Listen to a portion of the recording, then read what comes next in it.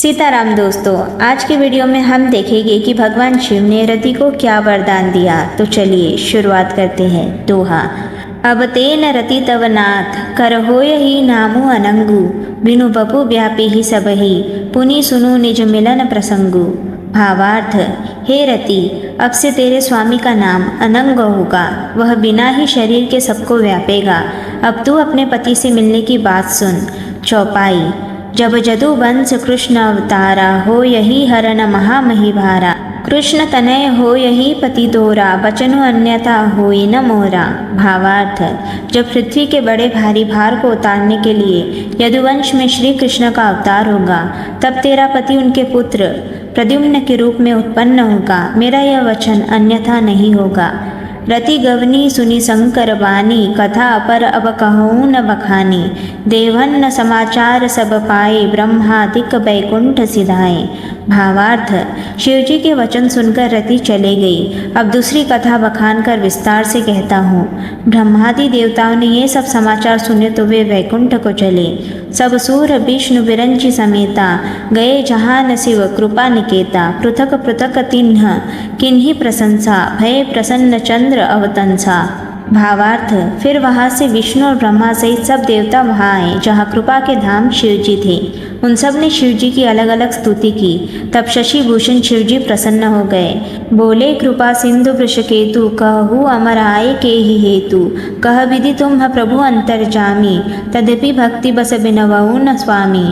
भावार्थ, कृपा के समुद्र शिवजी बोले, हे देवताओं, कहिए आप किस लिए आए हैं। ब्रह्मा जी ने कहा, हे प्रभु, आप अंतर्यामी हैं, तथापि हे स्वामी, भक्तिवश मैं आपसे विनती करता हूँ। राम भक्तों, अब हम देखेंगे देवताओं का शिवजी के ब्याह के लिए प्रार्थना करना, सप्त ऋषियों का पार्वती के पास जाना। दोहा। सकल सुरन हे हृदय न अस शंकर परम उछाऊ। निज नयन ही देखा चही न नाथ तुम्हार विभाहु। भावार्थ, हे शंकर, सब देवताओं के मन में ऐसा परम उत्साह है कि हे नाथ, वे अपनी आंखों से आपका विवाह देखना चाहते हैं। चौपाई। यह उत्सव देखी ह भरी लोचन सोई कछु करहु मदन मद मोचन। कामु जारी रति कहु न बरु दिन्हा कृपा सिंधु यह अति बल किन्हा। भावार्थ, हे कामदेव के मत को चूर करने वाले, आप ऐसा कुछ कीजिए जिससे सब लोग इस उत्सव को नेत्र भर कर देखें। हे कृपा के सागर, कामदेव को भस्म करके आपने रति को जो वरदान दिया सो बहुत ही अच्छा किया। सासती करी पुनि करही न पसाऊ नाथ प्रभु न कर सहज सुभाऊ। पार्वती न तपु किन्हा पारा करहु तासु अब अंगीकारा।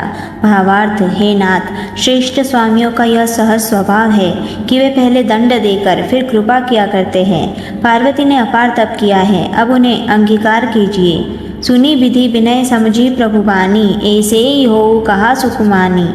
तब देवहन न दुंदुभी न बजाइन बरसि सुमन जय जय सुरसाइन। भावार्थ, ब्रह्मा जी की प्रार्थना सुनकर और प्रभु श्री रामचंद्र जी के वचनों को याद करके शिवजी ने प्रसन्नतापूर्वक कहा, ऐसा ही हो। तब देवताओं ने नगाड़े बजाए और फूलों की वर्षा करके जय हो, देवताओं के स्वामी जय हो, ऐसा कहने लगे। अवसरु जानी सप्त ऋषि आए तुरत ही न विधि गिरि भवन पठाए। प्रथम गए जहन रही न भवानी बोले मधुर बचन छलसानी। भावार्थ, उचित अवसर जानकर सप्तर्षि आए और ब्रह्मा जी ने तुरंत ही उन्हें हिमाचल के घर भेज दिया। वे पहले वहां गए जहाँ पार्वती जी थी और उनसे छल से भरे मीठे विनोद युक्त आनंद पहुँचाने वाले वचन बोले। दोहा। कहा हमारा न सुने हो तब नारद के न उपदेश। अब भा झूठ तुम्हारपन जा रे वो काम महेश। भावार्थ, नारद जी के उपदेश से तुमने उस समय हमारी बात नहीं सुनी। अब तो तुम्हारा प्रण झूठा हो गया, क्योंकि महादेव जी ने काम को ही भस्म कर डाला। मास परायण तीसरा विश्राम। चौपाई। सुनी बोली न मुस्काई भवानी उचित कही हो मुनिवर विज्ञानी। तुम्हारे न जान कामू अब जारा अब लगी शंभु रहे सभी कारा।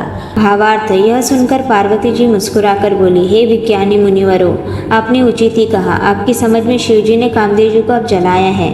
अब तक तो वे विकार युक्त कामी ही रहे। हमरे न जान सदाशिव जोगी अज अनवद्य काम भोगी। जौन में शिव से अस जानी प्रीति समेत कर्म मनवानी। भावार्थ, किंतु हमारी समझ से तो शिवजी सदा से ही योगी अजन्मे अनिंद्य काम रहित और भोगहीन है। और यदि मैंने शिवजी को ऐसा समझकर ही मन वचन और कर्म से प्रेम सहित उनकी सेवा की है तो हमारपन सुनहु मुनीसा, करिहहि न सत्य कृपा निधि ईसा। तुम हजो कहा हर जारे उमारा, सोई अति बड़ अविवेकु तुम्हारा।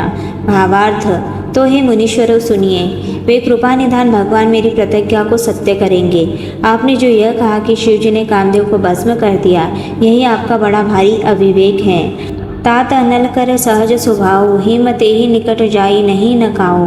गए न समीप सो अवसी न साई, असी मनमत महेश की नाही। भावार्थ, हे तात, अग्नि का तो यह सहज स्वभाव है कि पाला उसके समीप कभी नहीं जा सकता और जाने पर वह अवश्य नष्ट हो जाएगा। महादेव जी और कामदेव के संबंध में भी यही न्याय बात समझना चाहिए। दोहा, हियन हर्षि मुनि वचन सुनी, देखी प्रीति विश्वास।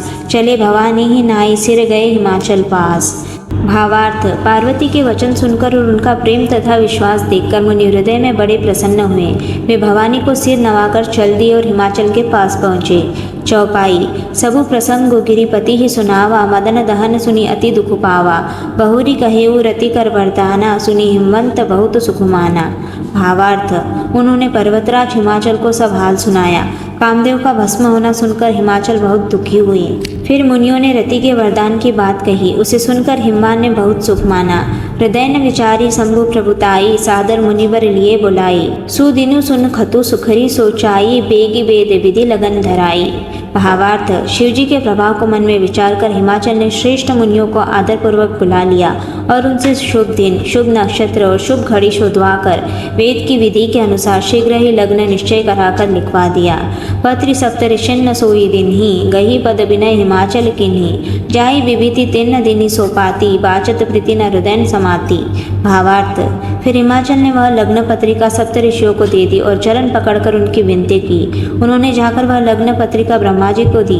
उसको पढ़ते समय उनके हृदय में प्रेम समाता न था। लगन बाची अज सबई सुनाई, हर्ष मुनि सब सुर समुदायी। सुमन वृष्टि नभ बाजन बाजे, मंगल कलश दसउन दिशि साजे।